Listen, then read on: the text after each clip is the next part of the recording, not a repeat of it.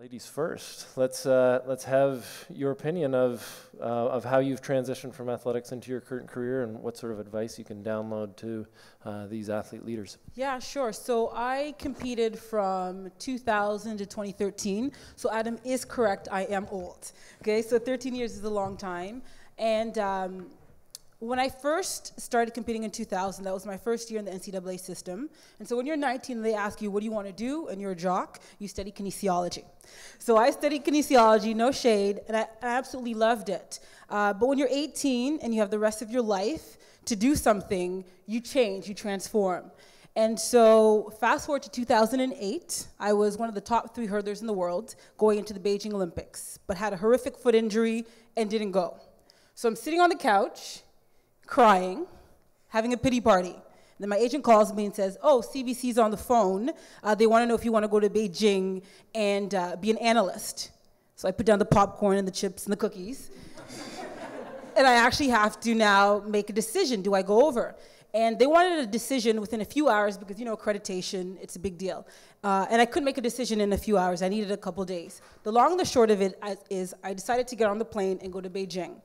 The reason was, and I'll be honest, was not because I wanted to be a sport broadcaster or a journalist, but I love travel, and it was an opportunity to travel. My boyfriend was also like, just get out of the house, you're depressing.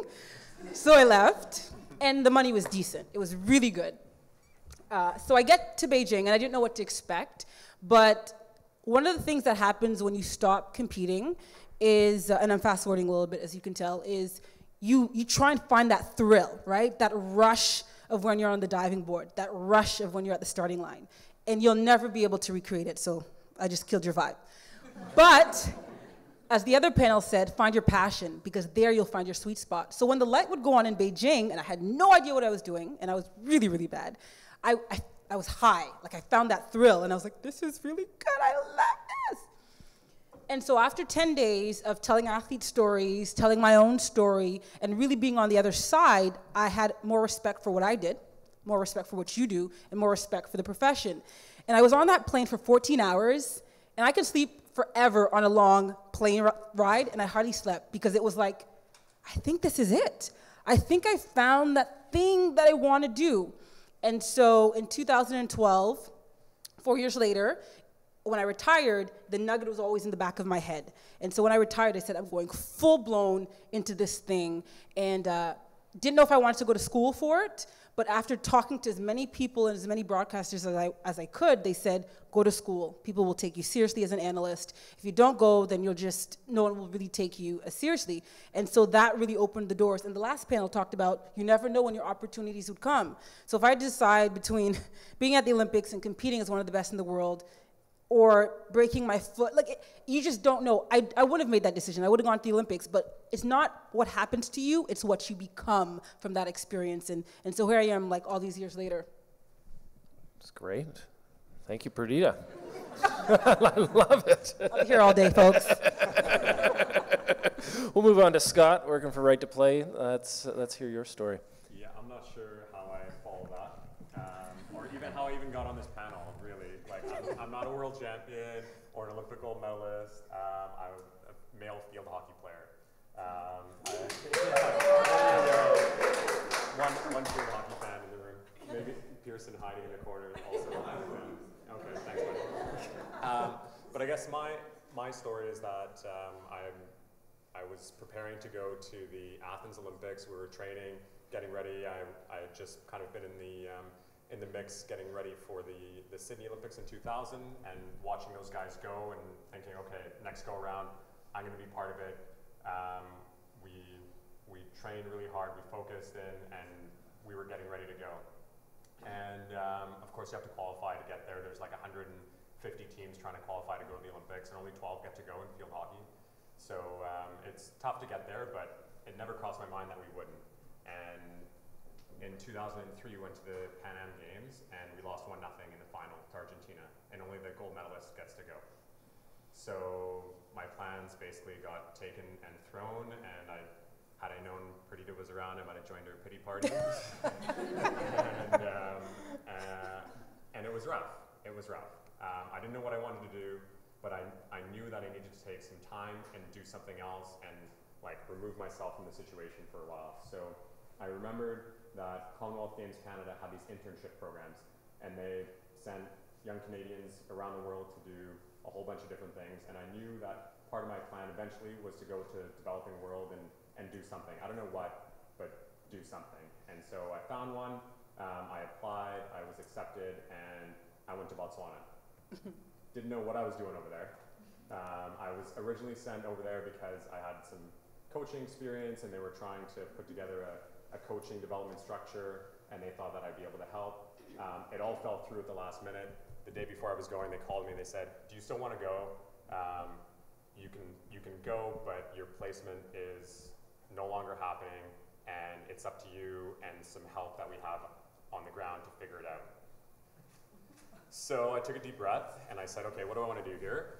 I put my entire life on hold, and so I'm going to go for it. So off I went. Landed, tried to figure it out as I went, ended up doing HIV/AIDS education through sport, and it was amazing. It totally changed my perspective on so many different things, and I spent a year over there, came back, and was not sure what I wanted to do. Actually, did I want to keep playing sport, or did I want to follow this new passion? It was a real toss-up, and it was really hard for me to decide.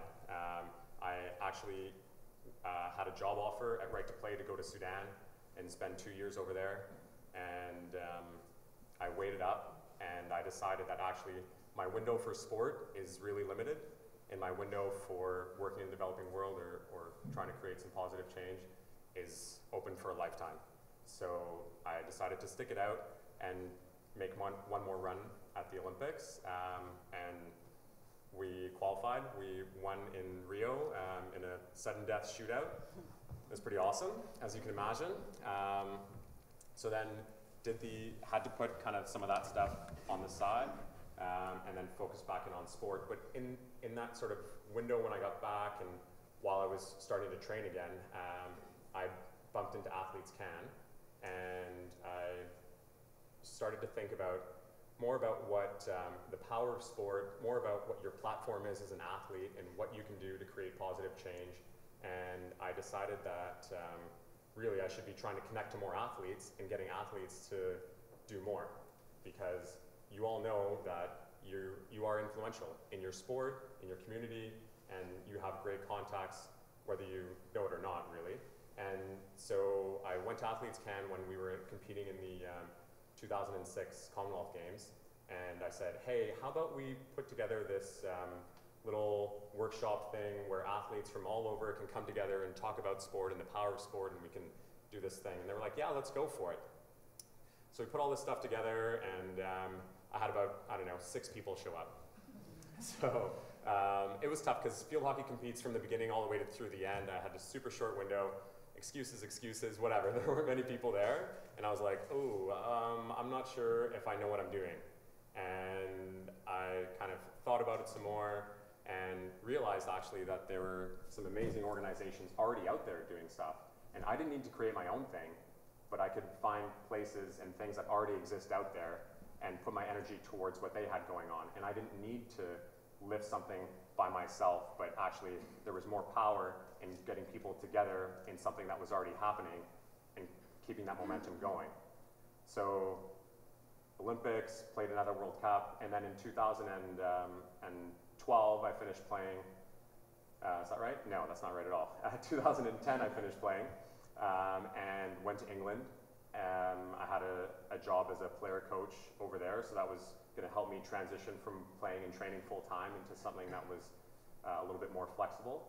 And I went knocking on Right to Play's door. And I said, hey, you guys are the biggest sport for development organization in the world. I'd like to work with you. They said, well, that's great, but we're a fundraising office and you don't have any fundraising experience, so maybe come back another day. And I said, well, how about this? How about I volunteer my time and I work with you guys and we figure something out. So they were like, volunteer, free, labor? Sure, all right, come on down. So I spent a few months volunteering my time with them, and then it turned into a little bit of a short-term contract, and then a longer-term contract, and then it was a permanent contract. And I ended up actually having another opportunity through that, because someone found out that I was, about my background and my time in Botswana and some of the other workshop stuff that I'd done, and they said, hey, we've got another organization that, that we're looking to get up and running again. It's been, you know, sitting dormant for the last few years. What do you think about running it? What it does is it works with kids in the Middle East and a couple other places, and we'd love you to kind of kick it off. What do you think? Sure, right? How do you say no? And like, I think that's one of the things that I really took away from some of the other speakers is that say yes. You know, if you're interested in something and it inspires you, go for it. And I learned a lot from that. And I actually ended up doing that for a year. I came back to Right to Play and moved to Toronto, where I'm originally from, to work in their head office and manage their entire global athlete platform. So we've got athletes all around the world, 300 plus, that talk about different things, but mostly it's about the power of sport and the power of play, as these two guys will be able to testify. But it's been an incredible journey, and you know, if you'd asked me 10 years ago if I'd be doing this, I would have said no way. But it's amazing, and I'm not sure how it happened, but I think the one thing for sure is that I followed things that were exciting to me. I thought about what really motivated me, what I cared about, and I did whatever I could to make that happen. So whether it was a really small thing or a really huge thing, it was just about following it for me. Thank you, Scott. I don't know about you guys, but I'm feeling inspired. Listen to Scott, listen to Perdita. My story, I suppose, I was trying to think back, what was the turning point in becoming the person that I became, having the career that I ended up stepping into. And I can trace it back to when I was around 20 years old and I was training to become an engineer. And are any of you engineers in here? Have you ever worked with an engineer? You know, do you know how? Have you heard of an engineer? Right? If you know of any engineers, you know how deficit their you know how deficit an engineer's communications skill set is, and here I was training to be an engineer, and I met this guy. He was a friend's dad, and you know, he had a nice car, and he presented himself nicely, he was nicely groomed, but those sort of things don't necessarily matter to me in my value set. But the thing that really mattered to me was how he carried himself. And I remember looking at him and thinking that he was a very successful man. And I remember thinking, I want some of the magic that this man has. And he was at the end of his career, he was getting ready to retire and move on to that next thing. And so I asked him, and you can think about this, you know, when you meet someone, you think, I want some of their magic, right? I want something that this person has. And I asked him, and I said, if there's one thing, you know, it's kind of like your 3 questions, you know, Mr. Orange Hat, snowboarder dude. If there's one thing that you could say that gave you the most advantage in your lifelong career, what would that be? And he looked at me and he laughed, because I don't think he was expecting the question. And after a long pause, he came back and he said, be the one who speaks. Be the one who speaks. And then he laughed some more. And he said, I would constantly find myself throughout my career in a room of men and women who were smarter, they were more intelligent, they were more articulate, they were stronger, they were better connected than I was, but because I was the one who could speak, because I was the one who could communicate, I was given more opportunity than the others. I remember looking at him and thinking, there's a gap in my education, there's a gap in my world. I'm training to be this technical thing, or to have this technical career, and I'm being an athlete, which is developing my physical self, but I've got a very significant gap here in my communications skill set. But I decided that this was something that needed to be filled, so as I was an athlete, I looked for opportunities to help develop that. The Esteem team, I think, is here today, which has been was very valuable in my development as as learning a communication skill set. I jumped upon opportunities to to write a blog for CBC or Canada.com or things like that.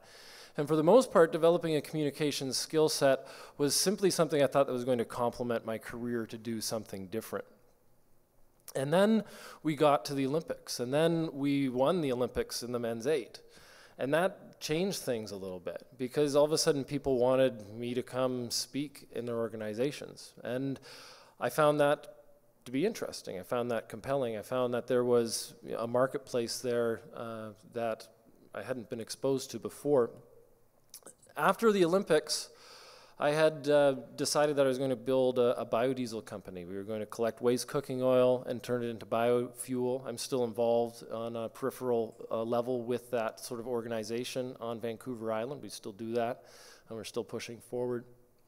But after about 6 months, 9 months, a year of trying to do both these things, I thought, okay, the speaking thing will just be a transition piece. There's something called like the golden, 8 months after the Olympics where people actually want to hear your Olympic gold medal story, and then you become really boring because, you know what, it's not an Olympic year, and the next year there's a whole batch of new Olympic gold medalists. So I was wondering what to do, and as we were getting traction in this career, my wife and I recognized that this was something that we could do together as a partnership, and this was a way that our family could create a little bit more freedom. So we decided together, my wife and I, that this is what we wanted to do. We wanted to build a professional speaking and training company together. So we leaned into it. She quit her job for the government, and we started building a company. We started learning all the business skills. Myself, I wasn't as eloquent as a speaker when I started, but the same things that we do as athletes were the same things I did as someone looking to get into this industry.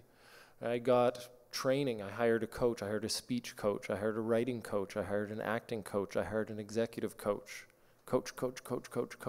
I took classes. I'm constantly taking educations. I'm following people and mentor and using them as mentors along my journey. Now the irony being is that there are low points, and I was laughing as Perdita was talking about her pity party with cookies and popcorn. Mine involved a lot of beer, a lot of pot, and and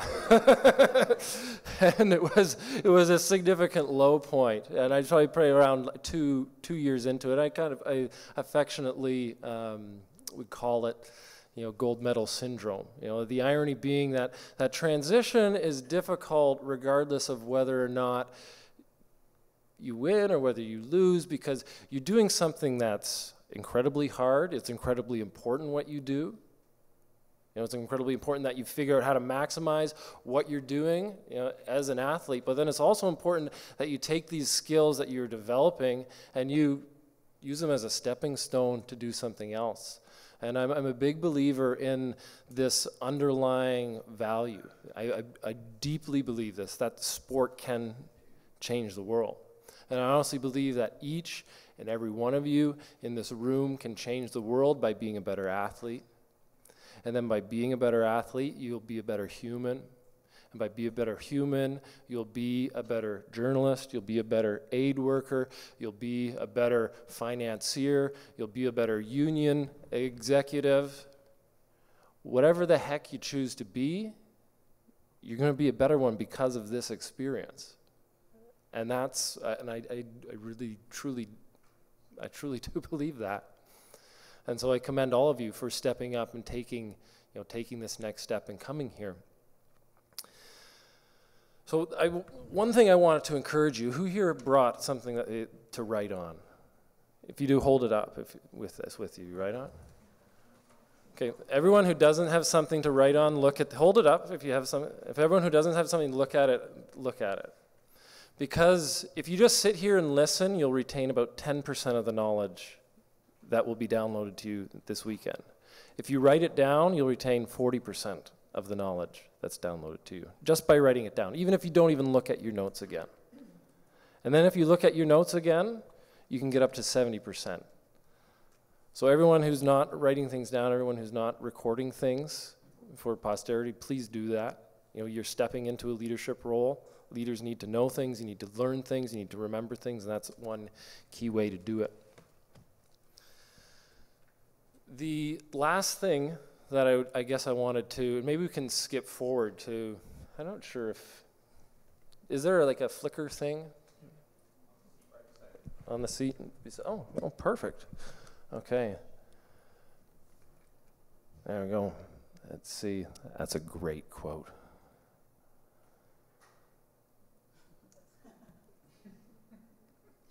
I like it. So I'm pitching you, if you're interested. I sat down with the CBC. Perdita worked for the CBC. She did an excellent job in the pit, actually. I really loved the way, I love the way Perdita asked questions. It wasn't that standard question. You know when you're watching like, sports TV and people are like, that must have hurt a lot. It did. Perdita asked way better questions than that. But anyway, so we were both worked for CBC over the Pan Am Games, and near the end, I sat down with some of the executive leadership team and was saying, okay, what's next? What challenges are you facing? What are you looking to do? And their big issue at the CBC is that they have lost Hockey Night in Canada. And whereas CBC used to be hockey and the Olympics, now CBC is the Olympics. You know, CBC is amateur athletes. CBC is everyone here in this room. And they're moving into uncharted territory. They don't know how they're going to generate content. They don't know how they're going to generate value. They don't know how they're going to take that next step to capitalize on each and every one of your stories. And so within this conflict and confusion, I think there's a lot of opportunity for everybody here in the room. Because one thing that we proposed to CBC is that everybody in this room should have a voice. And if you want a voice. And CBC is willing to use their megaphone to amplify your story. And I'd say that there'd be a couple benefits to getting your story or writing a blog or considering a partnership with CBC, above and beyond the fact that I think they'll actually pay you for the content that you give if it's of quality content, which is a very good thing. You get paid for it. But more so, you'll develop a communication skill set. And organizations need people who can communicate effectively. To be an athlete leader who's going to change the face of sport, you need to know how to communicate your ideas effectively. If you're going to be successful as a union executive, if you're going to be successful as a retail manager at Walmart, you're going to be successful as a lawyer, you're going to be successful as a journalist, as someone who's doing third world development, you need to know the skills of communication to get what is inside of you out. Right? And I think participating in this exercise will help you in that. 2, having a blog is almost like having a public journal. And having this discipline of journaling will actually develop a certain sense of reflectiveness within your personal self, and allow you to analyze what you've done and make better steps moving forward. That's a second benefit. And third, there's been talk within the CBC about partnering with veteran journalists and about having people who've had 20, 30, 40 years of experience download the skill set that they've developed to you. And what an opportunity to work with people who actually know how to communicate, how to be punchy. You know, and to be and I need to be honest, because this is something I've just been kind of pitching to them over the last month or so. And it's new, and there's going to be mistakes, and nobody really knows how it's going to operate. But I think a starting point right now is if you're interested, I brought a little sign-up sheet. I'm going to pass around. Put your name and your email address in this, and then it will just be a list, and we can reach out and we can contact you as this progresses. And again, it's an opportunity because it will, 1, build your communication skill set, 2, it will increase your ability to reflect upon yourself, and 3, you'll have the opportunity to be mentored by people who have developed great skills, and they'll be able to step you up so that you can be great at whatever you do afterwards, and whatever you choose to do afterwards, and whatever the random circumstances of life puts in front of you. So for whatever reason, you do that afterwards. Are you just looking for active athletes? If you want to sign up too, put your name down. So everyone in the room.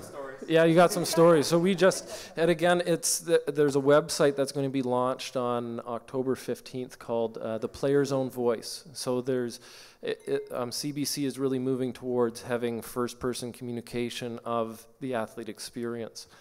And so it is opportunity for everyone in the room if you want this. And I also believe that it's a good stepping stone to whatever may be next in your life as athlete leaders. In the back. Yeah, just had a quick question. I was wondering, is that also potentially a program with a French CBC, or is that just English CBC? So right now it's starting with English CBC. This is, again, this is fresh and this is new. And I pushed them pretty hard to actually get them to, they flew me out here to talk to you guys. But I think the plan is to certainly move it to French, to RDI, and to, this kind of program, if it works well, I think, obviously, the French people love this just as much as the English community. Yeah. This is about legacy and the legacy that as athletes have had and can transcribe or leverage. It's quite interesting that as we transition, we could perhaps create a legacy so we look back. If you have kids, maybe your teachings live on in children, or teammates, or if your ability to coach or to communicate well. All three of you need to do that to be successful. But what I find interesting is back to the rush. Are you ever going to be happy? All three of you are relatively, Scott maybe not as much, entrepreneurs in a relative sense of the word. Like you're always looking for the next job, closing the next deal, and I know in a larger scale, more structured, Scott. But that rush, like I've just been finding, I didn't think that my transition, because I had a successful business when I retired, would make a difference. I thought, oh, whatever, I probably got my business. But I was wrong. And I'm completely unsatisfied. And the only thing that keeps me going is the legacy that I can produce through avenues like this. How do you guys keep going? Is it just going to the rush? Or could you go to a regular 9-to-5 job, like some of us in the room can, but I don't think if you're fighting to win gold all your life, unless we're running the show, we're not going to be pushing a piece of paper back and forth across the desk. How do you deal with that? Well, I've got a story that came up. Who here's read the book Born to Run? Yeah, athletes. Great book. Absolutely great book. There's a guy in that book by the name of Barefoot Ted. For those of you who don't know, there's there's an ancient tribe in Mexico that really knows how to do long distance running, and so these guys from Running World decide they're going to put together a team of ultra marathoners, and they're going to race this tribe that's evolved to be an incredible running tribe in Mexico. And one of the characters in this book, his name's Barefoot Ted. And I was down in Seattle, and I liked Banya. Anyone hear Banya? Like hot, like Russian sauna, cold. And there's this guy, Barefoot Ted. And Barefoot Ted, who was in this book, who was an endurance runner, had moved he'd kind of gone through that transition himself. And he said one thing that really, really resonated to me as an athlete who is undergoing the transition. He said, I'm no longer racing the clock. For the first 20, 30 years of my athletic career, I just raced the clock. Now I need to be fit enough for the challenge. And now I need to be fit enough to go out there and have that experience, because I love the experience of racing. I love the connectivity that I feel when I am racing, when I am competing. I just know that I'm not competing to be the best in the world anymore. I'm not competing to beat the clock anymore. I'm competing just for the sake of competing. And it's almost like you change your analogy of being, I'm a speedhead, I'm a metalhead, to saying, I got to be a surfer. I'm out there, I'm not out there to win any competitions. I just want to be fit enough so I can catch that big wave. And so in my transition, I feel like I transitioned from this, spandex wearing, I'm going to kick your ass and eat you for lunch kind of guy to something I call like a mammal, a middle-aged man in Lycra. And, I train, once every 2 days maybe. I'm hopping a boat with 40-year-old men. We're going down to Boston. We're going to race the head of the Charles, and it's going to be great. We're going to drink a lot of beer. We're going to talk about old times. We're going to business network. And it's going to be fantastic. And just being a master's athlete and having this sort of fitness on the side as a corner, as an accent, to life. Your other question of, and part of it as in transition is, well, I don't think I want to, you can still do your sport and love your sport and only do it 3 times a week, right? It's just transitioning. And for me, I know I've got kids, I've got a family, and I love them dearly, and I know that to be an athlete, I can't provide for them that way. So that's a big motivating factor for me through my transition. Sometimes I regret being an entrepreneur because of the insecurity that it has. And I'm looking at my kids and I'm looking, okay, I want to give them a good education. I want to give them the best shot at the next thing. But here I am, I'm grinding in the trenches, and I've got to find that next moose to kill. And if I don't kill that moose, family's not going to eat. And I look at my friends who've got jobs in the bank, or they're at large engineering firms, or they're finishing up to become doctors, and I'm thinking, you've got that security. There's something special about that. So there is no grass is greener sort of thing. I just think, again, where opportunity, circumstance, and skill combined, that's where I ended up. I might just add from the other side, having a more structured 9 to 5, though it's certainly not that.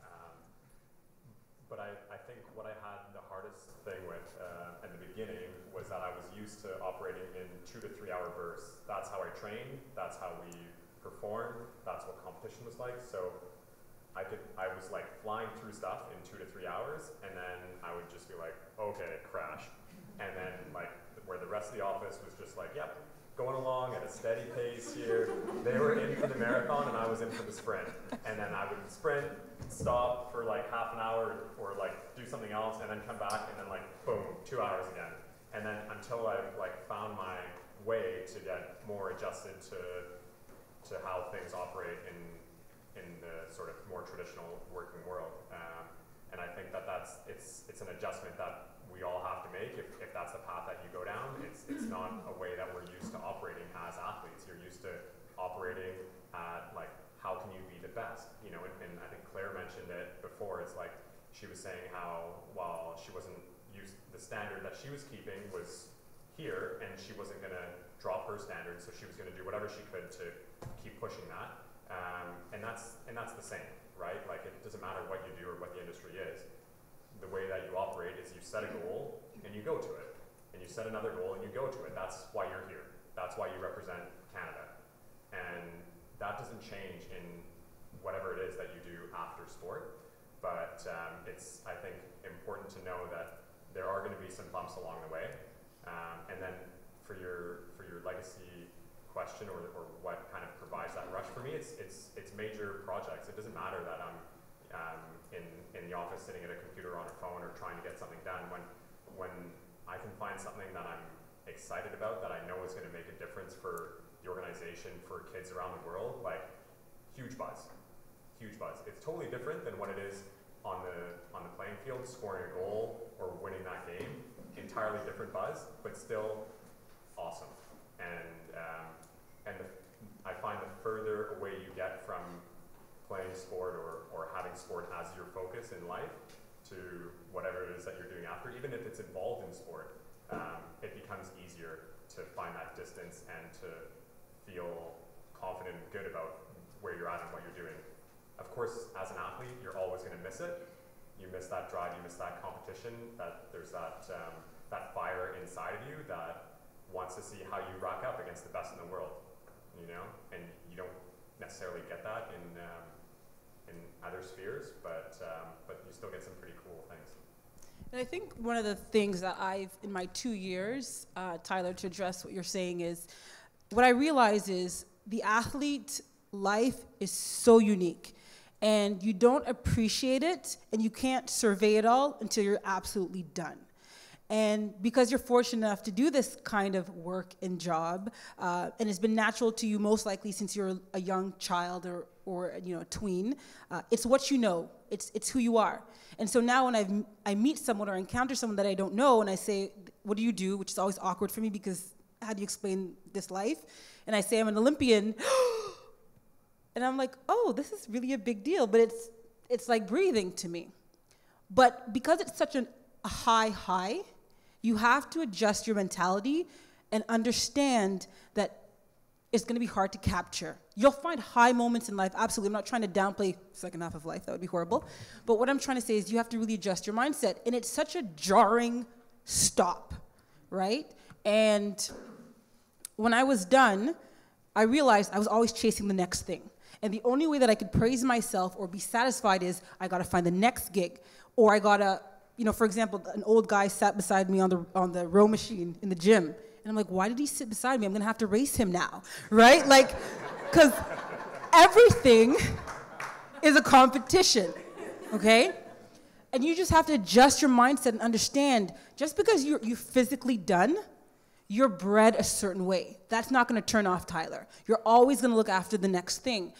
And it's important to also understand that all the resources that you have as an athlete, when you retire, when you transition, when you move on to what I call civilian lifestyle, those same resources aren't there. And the Canadian sports system is slowly realizing, this is why a forum like this is great, but we're starting to realize that we have to bridge the gap between giving you almost every resource that there is, and then when you're done, like I've had Achilles tendonitis for 6 months, but I don't have physio. Do you know what I mean? But before, that was the thing where, oh, I could just go see someone. I could have massage. I could have, mental health services.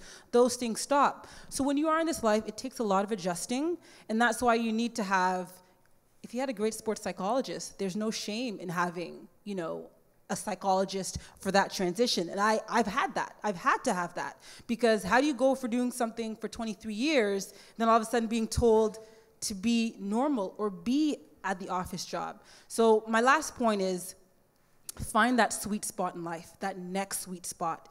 And don't be afraid to recreate yourself and reinvent yourself. That kinesiology degree was not going to fulfill me. But sticking a mic in someone's face and saying, did it hurt? Does, right? So you have to find that sweet spot. It might take you years, but you have to dig and you have to go till you find it, to answer your question.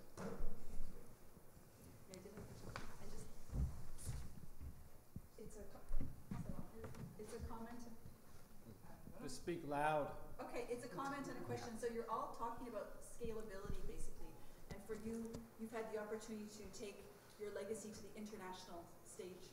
So whether it's through broadcasting and speaking and development through sport. But for many people, they may or may not, that may not be either where their passion is or what's driving them. So can you speak a little bit about how people can scale that so it may mean that they are doing broadcasting in a regional television studio, or they're speaking on local radio, or your legacy is that you will develop a great club and you will have 300 kids in your club that are rowing. So can you speak a little bit about just the scaling of it and different ways legacy?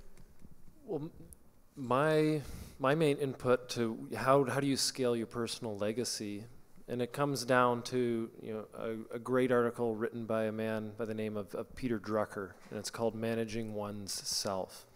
And if you learn how to manage oneself, if you learn how to manage yourself, then you can take advantage of opportunities as they come.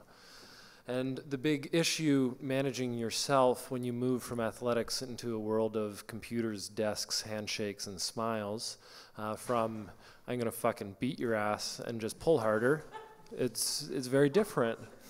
And so it's trying to figure out what helped me be successful in the last world that can help me be successful in the new world. So there are some things that I did that I think everyone in this room can do, is you can analyze yourself and say, what is this next thing that really lights me up? What's that passion? And can I get a coach? Can I get a mentor? Can I get a team that's going to motivate me forward? How can I build this? How can I do this? And this was mentioned as network. Another thing I did was I turned my spin bike into a desk. And so here I am sitting in front of a desk. And it was interesting. We all go through this, and I was going through a depressive episode after the Olympics, and I was sitting with my naturopath. I'm like, what should I do?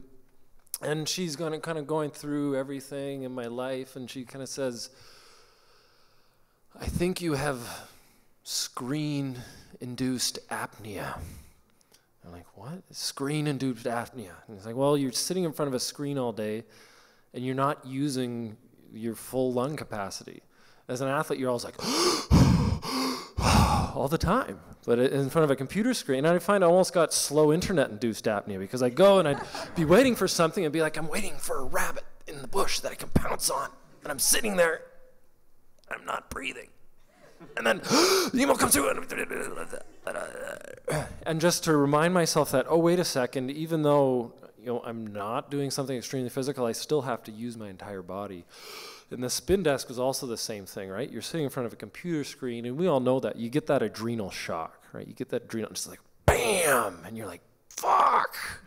And when you're an athlete, you just give her. You get the adrenal shock. And my sport, rowing, I get the adrenal shot. I yell at you. I call you a name, and then I put in a couple really big strokes, and I'm faster for it.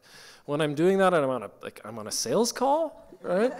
I'm trying to do. It doesn't work. But if I'm preparing for a presentation, but if I'm sitting on my bike desk and boom, the adrenal shock comes.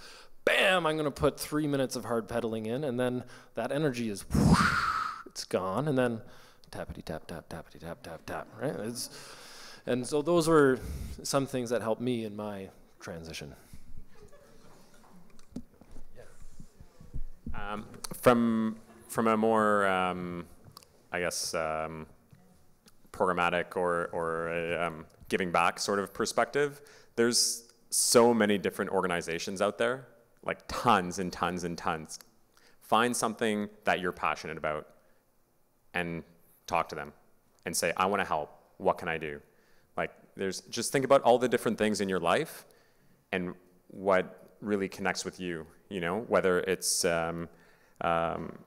brothers and sisters, or whether it's right to play, or whether it's cancer, or whatever it is. There's a million different things out there that you can reach out to locally, that are in your backyard, that you can make a difference with, and see if you like it, see if you connect with it, see what the opportunities are, have a conversation, and go from there. But like, it's easy. You can just reach out to them when it works for you in your schedule. You don't need to do things that are, you don't need to go climb Kilimanjaro and raise $1 million.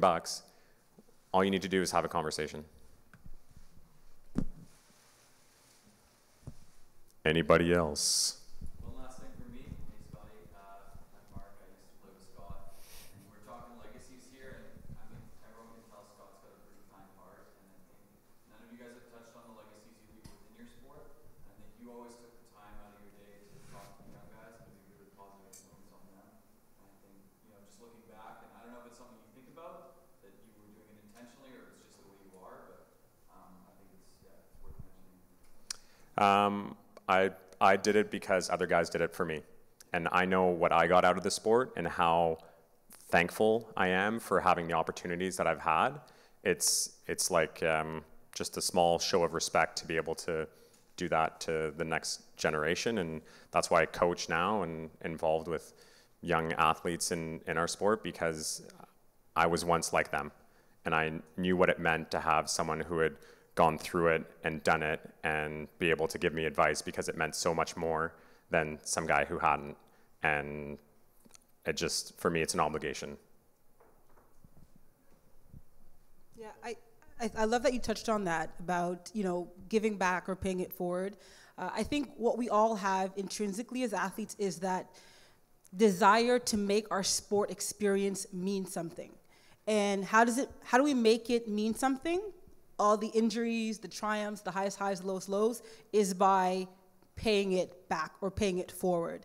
And, I found Right to Play in 2007, and I've been to 4 countries in West Africa, and that's been amazing. Even on the federation level with Athletics Canada, they have a program called Run, Jump, Throw, Wheel. And so I've been a part of that for a very, very long time. But I'll tell you the truth. Initially, when I started with Right to Play in 2007, I was searching for something. My Olympic campaign just would always destruct the year of. And I was just looking for a way for sport to mean something. But the other part of it too, that most people don't always want to talk about, it's a good look, right? It's a good look. If you talk about making yourself marketable to media and making your brand bigger and better and more interesting, giving back is a way to do it. Don't do it when it's not sincere. Find a cause that ignites you. Find a cause where if you have to wake up at 5 a.m. and fundraise or whatever it is, you want to be there. You want to go. It almost makes it like whatever happens on the track doesn't matter. Because when I go to Claretown in Liberia, and I'm in the biggest slum in the world, and I see these little kids bunching up this T-shirt and playing soccer in the mud, okay, at the Olympics, falling there, doesn't even compare, because these children have a much bigger battle that they are fighting than any experience that I have on the track. And so find a cause, find something that really, really makes your heart tick, because that will carry you on after you retire. And for me, that has been the legacy. It's harder now as a journalist, because, every now and then I'll get an athlete who says, can you put out your GoFundMe on your Twitter? You have 10,000 people there, can you put it out there? I'm like, no, I can't, promote your GoFundMe page, because the role of athlete journalist is kind of tricky for me now. But, if there are opportunities that make sense with my role, I do it now. Even mentorship. If there's an athlete that's struggling that you know of, call them. Send them a message. Those are the little things that you can start to do now that create legacy and image and impression for you. And I will tell you, being in some of these rooms with media executives, your brand, as small as you think it is, or as big as you think it is, they are judging you by every single move, every single comment that you make. And now being privy to some of these comments that they make, it's like, that's what you think of so-and-so? Oh, who knew? It's juicy stuff. So every single move, and I'm telling you the real stuff, right? She'll be available in the hospitality suite, folks. Every single move that you make, you might think you're a small fry, big fry, medium fry, is being judged. So make real good decisions about what you want your brand to be. And it makes me think about, because it's two ancient philosophers. There's one guy, Immanuel Kant, who's of the kind of Western European tradition, and another one, Confucius, of the Eastern tradition. And Immanuel Kant said, the only reason to give back is to give back of true, pure heart. You have to give of true heart, otherwise it means nothing. Whereas Confucius said, well, I've seen this before, people who give back get a heck of a lot more. Those who give get more. And the question is, which is the right philosophy? And I don't think it's in an either or. I don't think it's an either or. You be like Kant and Confucius, but Kant can't have both. It's too Confucious for him. But anyways, the idea being, find something that's pure of heart, recognize that it will give you great benefit, and do it.